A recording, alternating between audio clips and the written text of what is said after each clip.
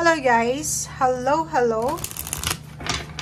Taurus, welcome dito sa aking channel, Kapalaran aka Taurus. Alamin natin kung anong messages, vibration, gabay energy para sa inyong lahat. Para ito sa lahat ng Taurus. So I hope na makuha mo ang energy. Okay. 3 cards Taurus. Winter, marriage, and pregnancy. Nako. Taurus, comment down below. Nako. Okay, para to sa mga Taurus na babae or lalaki. Nakikita ko sa'yo dito na posibleng nagbabala ka na magpakasal. Or siguro ano to, mag-iingat ka lang. Kasi siguro sa ngayon, ano ba ngayon?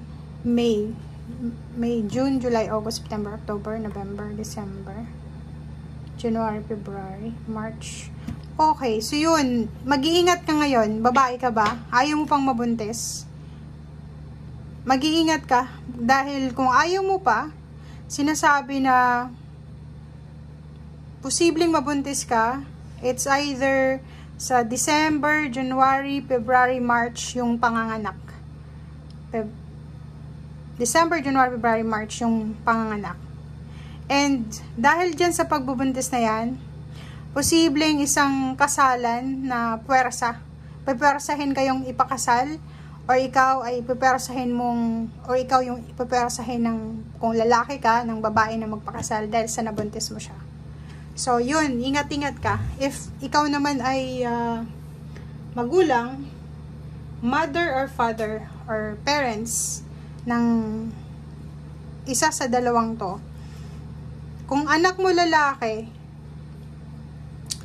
kailangan mong i-remind yung anak mo kung ayaw mo pa siyang makabuntis. Kasi posible siyang makabuntis na manganganak ngayong babae winter season. Since wala namang winter sa Pilipinas, ang winter is from December, January, February, March. So sa 4 months na yan, pwedeng yan yung birthing period. Okay? And posibleng puwersahin pakasalan. Yun ang nakikita natin. So ingat-ingat kayo ha. Kung ayaw nyo. Pero kung gusto nyo naman, mangyayari yan.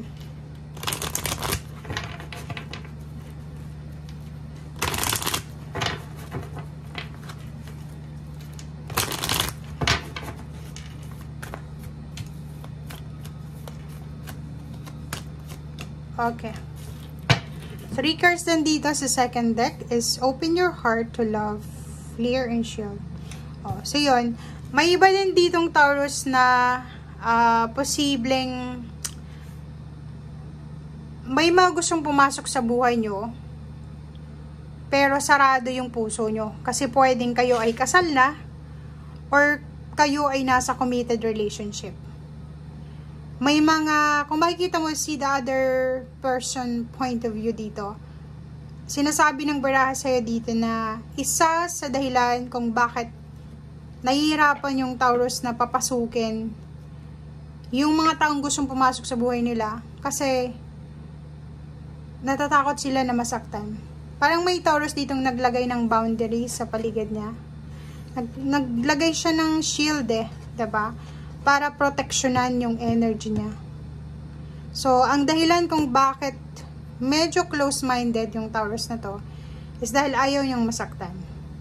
Pero this week, sinasabi ng barahan na as much as possible, pakinggan natin yung point of view ng ibang tao. Diba? Papasukin natin yung point of view ng ibang tao, pero at the same time, huwag kang papa-apekto. I-clear mo yung energy mo. Huwag kang papapekto. Sundin mo kung ano yung sinasabi ng puso mo. And yun, pwede ka naman na makinig, like ganun. May mga nag-aaway sa paligid mo. Tapos, gusto mong malaman yung totoo. Both parties, both sides, pwede mong pakinggan. And tsaka ka mag-judge kung tapos mo nang mapakinggan yung dalawa. Para hindi ka maapektuhan,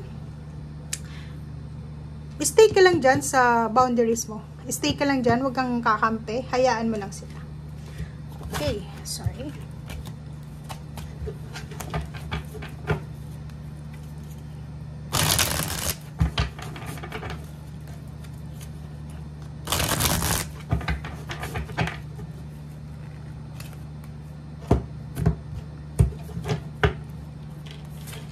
Okay, 4 of Pentacles. So, nakikita ko sa'yo dito na siguro ang focus mo ngayon sa linggong ito is makapag-save ng pera. Pero kung may savings ka na, Taurus, like for example, marami kang pera sa bangko, huwag mo ipagsabi yun.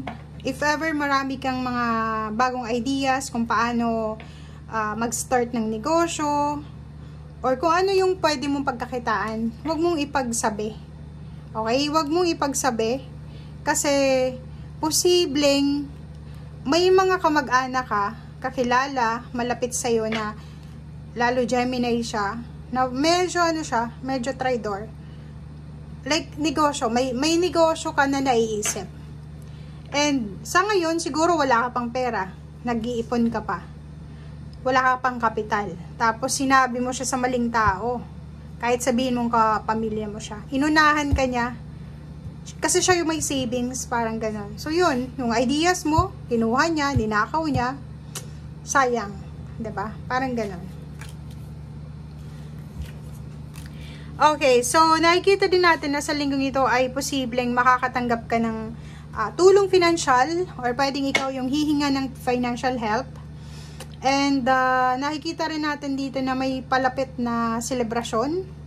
Nakikita ko rin sir dito, Taurus, na ikaw ay nag-iipon ng pera.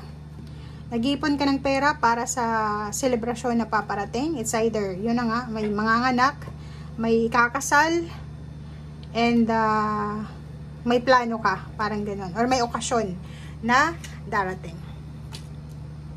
Siguro matagal mo tong hinintay, ang okasyon na to, so kailangan mo talaga siyang pagtrabahuhan.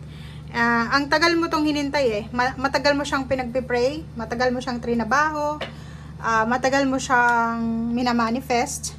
Ang goals nito, di ba, pwedeng mga 3 years, 4 years, or 6 years ka nang nagpipray or tinatrabaho mo siya. And ngayon, sa wakas, nasa ano ka na waiting time ka na. And sobra-sobra yung excitement mo. Ngayon pa lang sa linggong ito, excited ka na kasi malapit ka na sa accomplishment Konting kembot na lang, konting hakbang na lang, ma-accomplish mo na. Matatapos mo na. Okay? And it's either recognition, rewards, awards, graduation, birthday celebration, wedding anniversaries, wedding, or kung ano pa man. Sinasabi ng baraha sa'yo dito na on the way na yung success, on the way na yung blessings and yung prosperity or yung celebration.